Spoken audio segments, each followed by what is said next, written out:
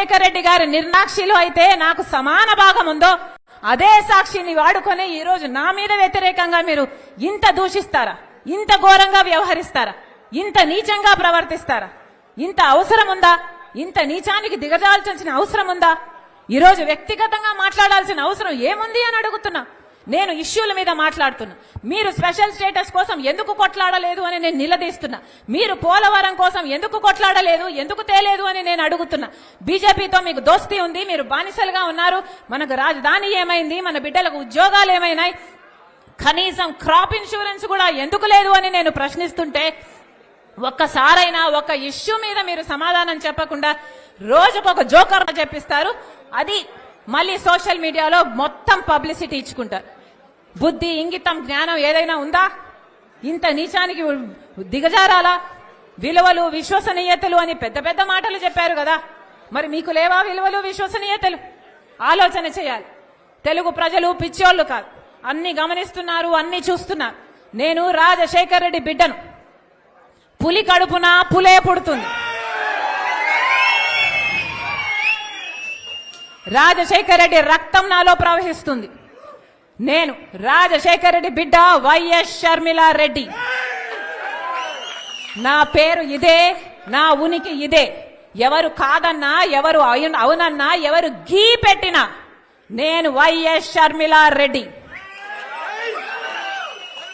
ఆంధ్ర రాష్ట్ర ప్రజలకు మేలు చేయడానికే ఇక్కడికి వచ్చాం. నా గుండెలో నిజాయితీ ఉంది. ఆంధ్ర రాష్ట్ర ప్రజలకు వాళ్ళ హక్కులు కల్పించాలని రాజశేఖర రెడ్డి బిడ్డ ఈ రోజు తన పుట్టినింటిలో ఆంధ్ర రాష్ట్రంలో అడుగుపెట్టింది. నిలబడుతుంది, కొట్లాడుతుంది. ప్రత్యేక హోదా వచ్చేంత వరకు రాజశేఖర రెడ్డి బిడ్డ ఇక్కడ నుంచి కదలదు. పోలవరం వచ్చేంత వరకు రాజశేఖర రెడ్డి బిడ్డ ఇక్కడ నుంచి కదలదు. మన రాష్ట్రానికి, మన బిడ్డలకు ఉద్యోగాలు రావాలి, మన రాష్ట్రం అభివృద్ధి చెందాలి. అంతవరకు రాజశేఖర రెడ్డి బిడ్డ తన పుట్టింటి నుంచి కదలదు. రోజు కూడా ఇటువంటి వాళ్లకు కూడా సమాధానం ఇచ్చుకోవాల్సి రావటమే నిజంగా కలికాలం అంటే అని చెప్పి కూడా అనిపిస్తుంది. ఎందుకనంటే ప్రతి ఇంట్లో కూడా కనిపిస్తా ఉంది జరిగిన ఇంత మంచి.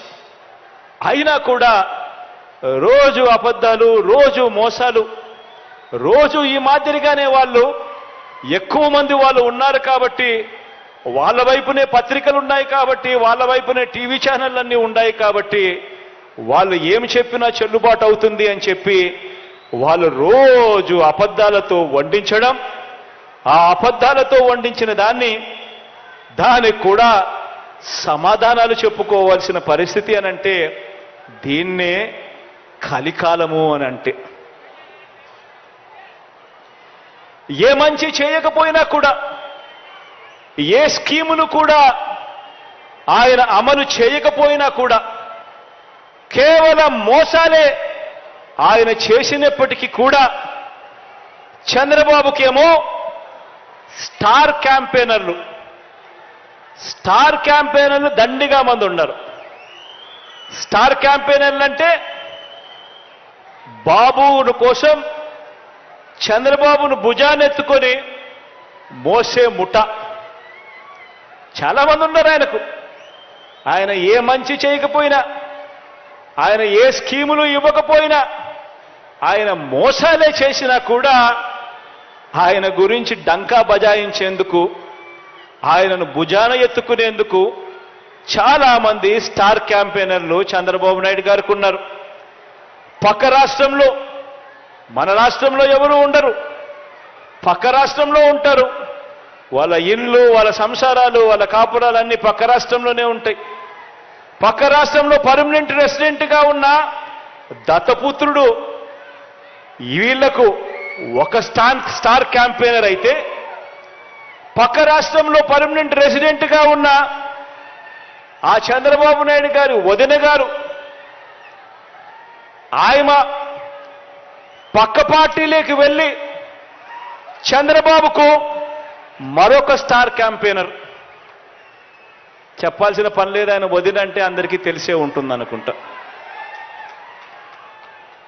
పక్క రాష్ట్రంలోనే శాశ్వతంగా ఉంటా ఉన్న ముగ్గురు మీడియా అధిపతులు, ఈ ముగ్గురు మీడియా అధిపతులు కూడా మన రాష్ట్రంలో ఉండరు, పక్క రాష్ట్రంలోనే ఉంటారు.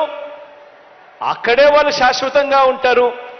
కానీ అక్కడ ఉన్న ఆ మీడియా అధిపతులు, ఓ ఈనాడు, ఓ ఆంధ్రజ్యోతి, ఓ టీవీ5, వీళ్ళందరూ కూడా బాబుకు స్టార్ క్యాంపెయినర్లే. వీళ్ళు కాక రాష్ట్రాన్ని విడగొట్టిన పార్టీలోకి ప్రవేశించిన చంద్రబాబు అభిమాన సంఘం అంతా కూడా చంద్రబాబును జాకీ పెట్టి ఎత్తేందుకు కష్టపడుతూ ఉన్న ఇంకొంతమంది స్టార్ క్యాంపెయినర్లు, వీళ్ళంతా కూడా చంద్రబాబు నాయుడు గారికి తోడుగా ఉన్నారు. బీజేపీలో తాత్కాలికంగా తలదాచుకున్న, అది కూడా చంద్రబాబు ప్రయోజనాల కోసం తలదాచుకున్న పసుపు కమలాలన్నీ కూడా బాబుకు ఇంకొంతమంది స్టార్ క్యాంపెయినర్లుగా కూడా వాళ్ళంతా కూడా ఉన్నారు. ఇంకా బాబుకు వీళ్ళే కాదు, ఇంకా స్టార్ క్యాంపెయినర్లు కూడా బాబుకున్నారు.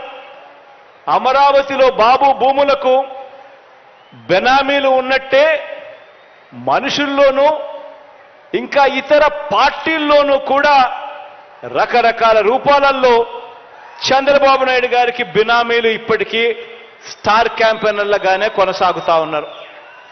వీళ్ళందరూ కూడా మనకు కనిపిస్తూ ఉంటారు. టీవీ లాంచ్ చేస్తే విశ్లేషకులు వీళ్ళే అని చెప్పి విశ్లేషకుల పేరు మీద కూడా వీళ్ళు కనిపిస్తారు. వేదికల పేరు మీద కనిపిస్తారు. మేధావులని చెప్పి వీళ్ళంతటి వీళ్ళే చెప్పుకుంటూ మేధావుల పేరు మీద కూడా వీళ్ళే కనిపిస్తారు. రకరకాల స్టార్ క్యాంపెయినర్లు బాబు కోసం వీళ్ళందరూ కూడా పనిచేస్తారు.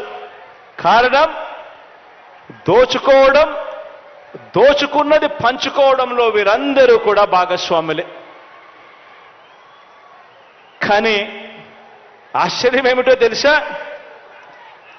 ఏ అభివృద్ధి కూడా చేయని వారికి, ప్రజలకు ఏ మంచి కూడా చేయని వారికి, ప్రజలకు మోసాలే చేసిన వారికి, ఈ రాష్ట్రానికి కూడా అన్యాయం చేసిన వారికి ఇంతమంది స్టార్ క్యాంపెయినర్లు ఉన్నారు. కానీ ప్రతి పేద ఇంటికి అభివృద్ధి ఫలాలు అందించిన మీ బిడ్డకు, ప్రతి పేద ఇంటికి మంచి చేసిన మీ బిడ్డకు ఎలాంటి స్టార్ క్యాంపెయినర్లు లేరు. కానీ మీ బిడ్డ వీళ్ళందరినీ నమ్ముకోలేదు. మీ బిడ్డ వీళ్ళందరికీ కూడా ఈ సందర్భంగా గట్టిగా చెప్పాలనుకుంటా ఉన్నాడు. వీళ్ళందరికన్నా ఎక్కువ స్టార్ క్యాంపెయినర్లు మీ బిడ్డకు ఉన్నారు అని కూడా చెప్పడానికి మీ బిడ్డ సంతోషపడతా ఉన్నాడు. ఎవరో తెలుసా మీ బిడ్డకు స్టార్ క్యాంపెయినర్లు? ఎవరో తెలుసా మీ బిడ్డకు స్టార్ క్యాంపెయినర్లు?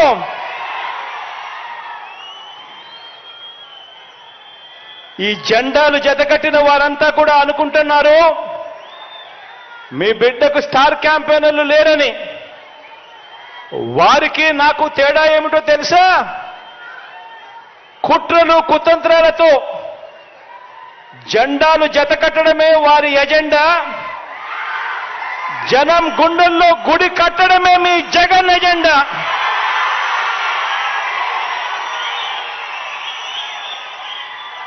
కాబట్టి వారికి భిన్నంగా నాకున్నంత మంది స్టార్ క్యాంపెయినర్లు దేశ చరిత్రలోనే కాదు, రాజకీయ చరిత్రలోనే ఎవరు కూడా ఉండరు అని చెప్పి కూడా ఈ సందర్భంగా తెలియజేస్తా ఉన్నాను.